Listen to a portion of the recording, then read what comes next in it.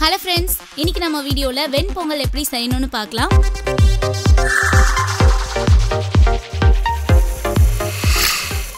ஒரு குக்கர்ல 1/2 கப் அரிசியும் 1/4 கப் பாசி பருப்பையும் நல்லா ஒரு 1/2 hour ஊற வச்சு எடுத்து வச்சிருக்கேன்.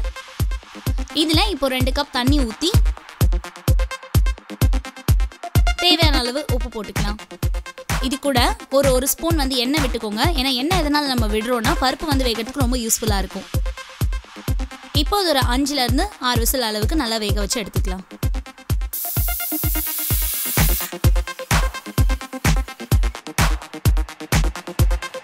இத பாத்தீங்கன்னா நல்லாவே வெந்திருக்கு. இப்போ வந்து நம்ம மசிச்சு விட்டுடலாம். இப்போ அந்த பொங்கலை வந்து தாளிக்க போறோம். அதுக்கு ஒரு சின்ன பாத்திரத்துல 2 ஸ்பூன் நெய் ஊத்திக்கலாம். இதுல 1 ஸ்பூன் சீரகத்தை போட்டுக்கலாம்.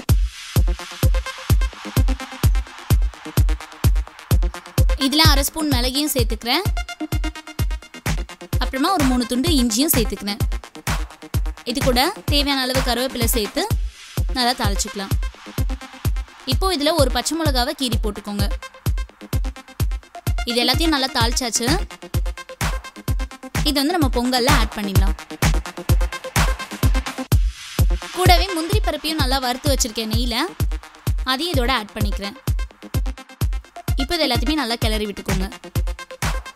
என்ன ஃப்ரெண்ட்ஸ், சூடான வெண்பொங்கல் ரெடி ஆயிடுச்சு. ஸோ உங்கள் வீட்டில் வந்து மறக்காமல் ட்ரை பண்ணி பாருங்கள். இந்த டிஷ்ஷை வந்து நிறைய பேருக்கு ஷேர் பண்ணவும் செய்யுங்க.